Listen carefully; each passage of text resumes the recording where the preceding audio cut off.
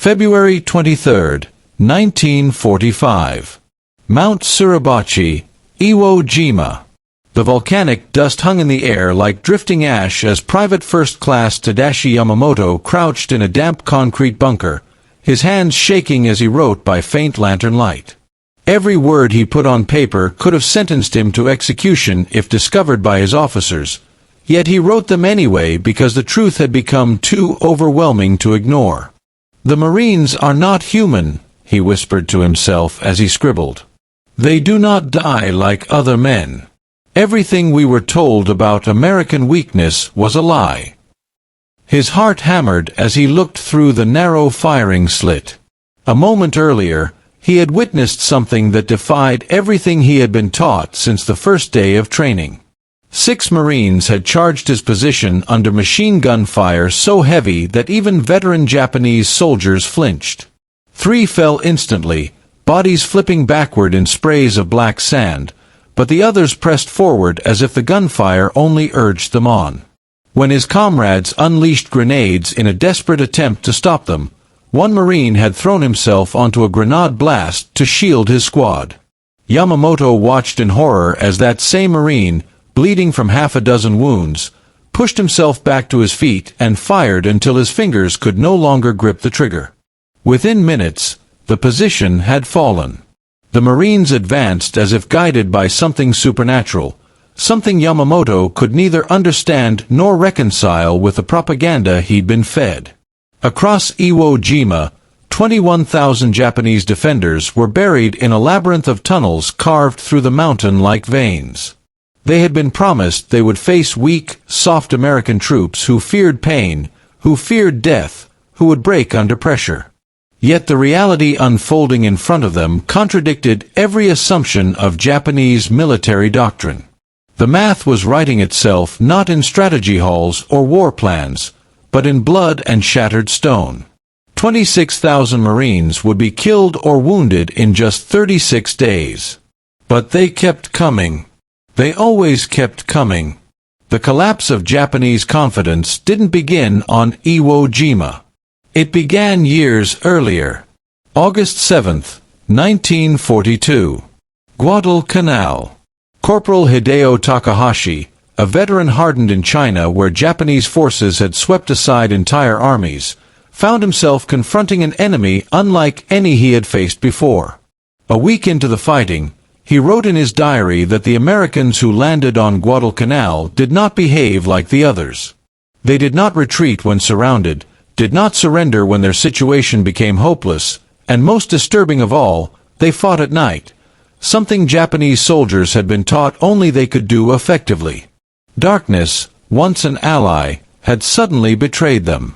When the 1st Marine Division, barely 16,000 strong, waded ashore, Japanese intelligence still clung to the belief that Americans were too soft to endure a long campaign. The Marines were labeled elite, yes, but elite in a civilian sense. Men trained in a democratic society, men who valued comfort, men who would bend under sustained pressure. Within days, those assumptions disintegrated.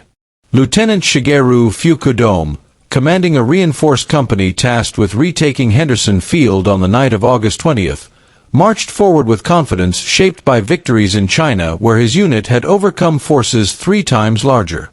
But as his men advanced through the darkness, expecting panic ahead, the Marines waited with interlocking fields of fire laid out with engineering precision. Fukudome's company stepped into a killing ground so perfectly arranged that even his seasoned veterans did not comprehend what was happening until machine guns tore them apart. What shocked Fukudome most was what happened afterward.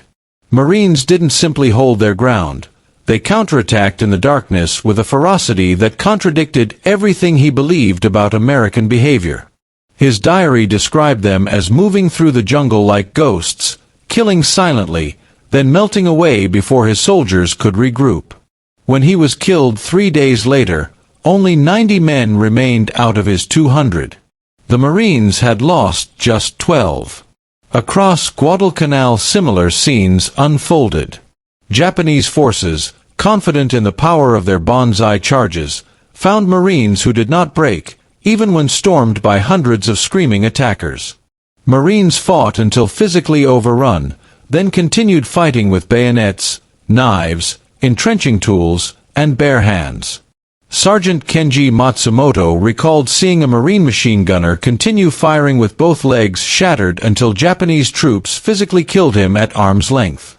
His assistant gunner instantly stepped into the position, firing without hesitation. 40 Japanese soldiers were lost trying to silence that single position. By late 1942, rumors about Marine training reached the Japanese mainland.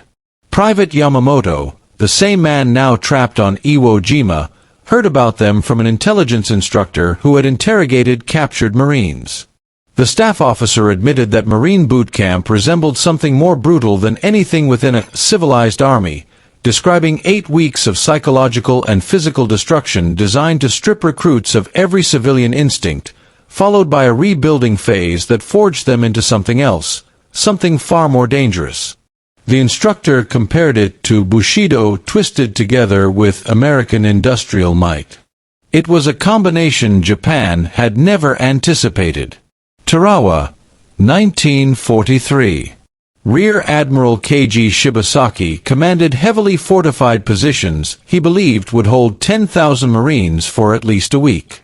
Instead, the 2nd Marine Division tore his defenses apart in just 76 hours. Private First Class Tadashi Ogawa, one of only 17 Japanese survivors, told interrogators that the first waves of Marines died by the hundreds, floating in the water, piling up on the beach. But the waves never stopped. A second wave died. More arrived. A third reached the seawall, flamethrowers roaring, and from that moment on, Ogawa said, the defenders realized they were facing an enemy who accepted slaughter as the cost of victory. Nearly 7,000 men died at Tarawa in just over 3 days. Marines who survived became symbols of relentless, unstoppable assault.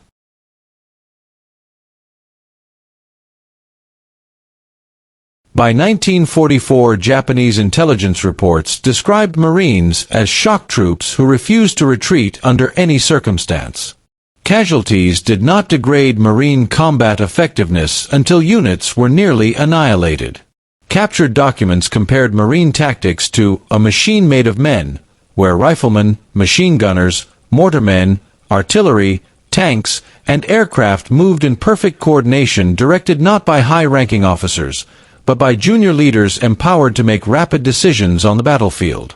Peleliu demonstrated this terrifying speed. Lieutenant Colonel Kunio Nakagawa believed he had designed an impregnable defense, drawing on his experiences from earlier battles. His plan assumed American forces would pause after landing. Instead, the Marines advanced with such overwhelming momentum that by nightfall they controlled half the airfield. He wrote in his diary that his defensive plan collapsed because the Marines did not act rationally. They behaved like men immune to hesitation, immune to fear, immune to casualties.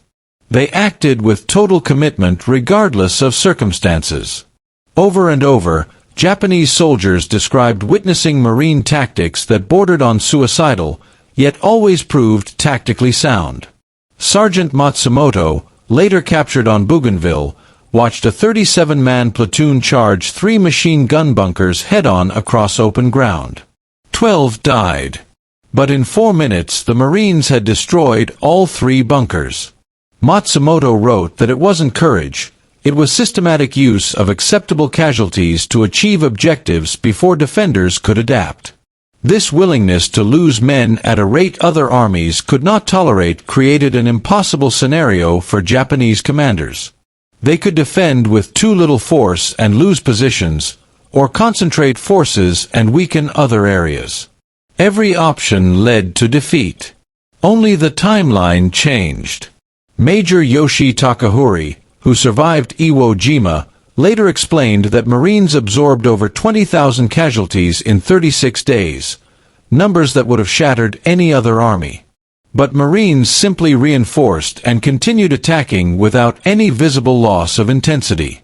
Japanese commanders, who believed inflicting 10,000 casualties would halt the American advance, watched those numbers occur in a single week without slowing the assault. Logistics amplified this imbalance. Japanese defenders fought from fixed positions with dwindling supplies. Marines fought from expanding beachheads with limitless resupply. Second Lieutenant Toshio Yamamoto, captured on Saipan, said he infiltrated Marine lines expecting to find exhausted troops starving for ammunition and food. Instead, he found men receiving hot meals, medical care, fresh water, and ammunition by truck in the middle of the night. Their supply dumps held more ammunition than his entire regiment. He realized then that Japan could never win. By 1944, Japanese High Command openly admitted Marines could not be stopped, only delayed. Captured documents instructed garrisons to fight to delay the Americans for as long as possible, acknowledging openly that defeat was inevitable. Japanese defenders fought not to win, but to make victory as costly as possible. Marines, by accepting those costs without breaking momentum, shattered even that grim strategy. On Tarawa, Private Ogawa said every defender understood the war was lost when Marines continued attacking despite catastrophic losses. An enemy willing to pay any price could not be defeated by making victory expensive. Survivors carried this knowledge to each new island. By Iwo Jima, every Japanese soldier knew they faced an enemy who would take the island no matter how many died in the attempt. General Kurabayashi, the brilliant commander of Iwo Jima, studied Marine tactics for months, building defenses explicitly designed to defeat them. He banned bonsai charges, built a honeycomb of tunnels, fortified every approach, and created kill zones that should have slaughtered any attacking force. And in the first hours, his defenses worked perfectly. Marines died by the hundreds on the beaches. Artillery rained down with terrifying accuracy. Entire companies vanished in minutes. Kurabayashi expected them to retreat temporarily, regroup, and then assault again. But the Marines did not retreat. They advanced into the storm of fire, crawling through volcanic sand, dragging wounded comrades, and identifying every crack in the Japanese lines.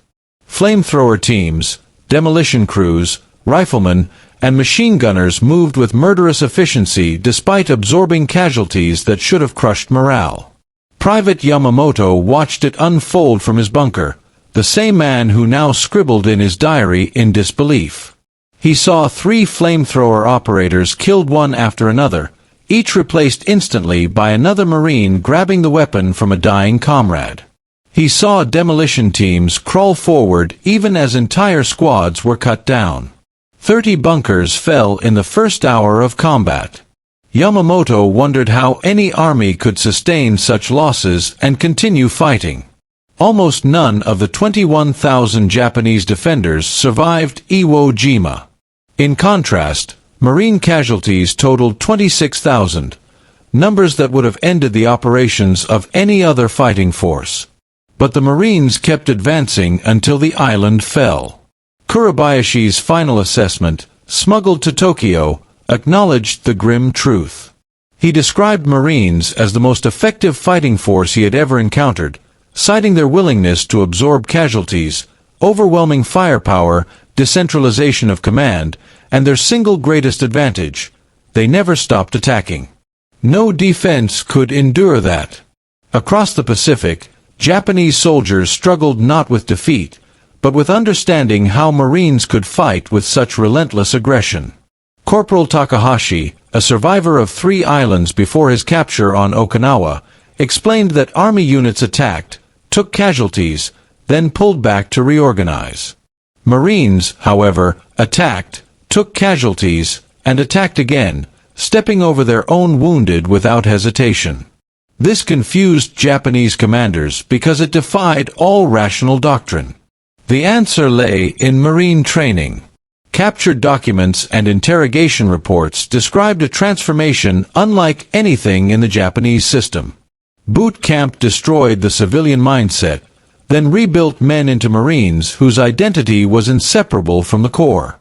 Every Marine was taught that failure was a betrayal of every Marine who had ever fought or died before him. This forged a fighting mentality that baffled Japanese analysts. Banzai charges, once feared, failed catastrophically against Marines. On Saipan, Colonel Takuya Takashima led a final charge of 3,000 men, expecting to overrun the American lines. Marines counterattacked instantly, fighting hand-to-hand for hours. When dawn came, 3,000 Japanese soldiers lay dead. Marine casualties numbered only a few hundred. Survivors like Private Yoshida admitted they had believed Americans were cowards who relied on firepower because they feared close combat. This illusion shattered that night. Japanese propaganda collapsed under the weight of reality. The supposed softness of Americans proved false as Japanese soldiers watched Marines fight in sweltering heat, monsoon rain, and disease-ridden jungles with endurance that sometimes surpassed their own. Japanese forces starving on Guadalcanal saw Marines eat 3 full meals a day and receive endless resupply. Marine combined arms tactics further widened the gap. When Marines encountered a bunker, they used artillery, tanks, flamethrowers, naval gunfire, airstrikes, and demolition charges, coordinated within minutes by junior officers using radios Japan lacked. Lieutenant Fuku, before his death on Guadalcanal, wrote that Marines did not fight as individuals but as components of a massive, coordinated machine. Delays that plagued Japanese forces vanished because Marine systems were designed for speed, firepower, and efficiency. This was not a clash of warriors, but a collision between Japanese courage and American industrial power channeled through the Marines. Spirit alone could not overcome aircraft, battleships, tanks, flamethrowers, radios, and an unending supply of replacements. The war's outcome had been decided long before the first shots were fired. Only the cost remained variable. And the Marines, through training, doctrine, and culture, were prepared to pay that cost. From Guadalcanal to Tarawa, from Peleliu to Saipan, and finally on the black sands of Iwo Jima, Japanese soldiers encountered the same unbreakable truth. Marines did not stop. They endured losses, then advanced. They were wounded, then advanced. They were outnumbered, then advanced. They paid any price demanded of them. For Yamamoto and thousands like him, this unrelenting force broke something inside, something deeper than fear. It shattered the belief that Japan could win. By the end of Iwo Jima, every Japanese commander understood the mathematics of their defeat. They were fighting a nation that could replace every lost Marine, a nation whose industry dwarfed their own, and a fighting force that accepted death with the same calm certainty that Japanese soldiers believed only they possessed. An army that would pay any price simply could not be stopped. And so, in his bunker on Mount Suribachi, Yamamoto wrote words that would outlive him, words that captured the despair of an entire army facing an enemy unlike any other. "They do not stop," he wrote. "They do not break. They are not what we were told they were. And now we understand. The war is already lost."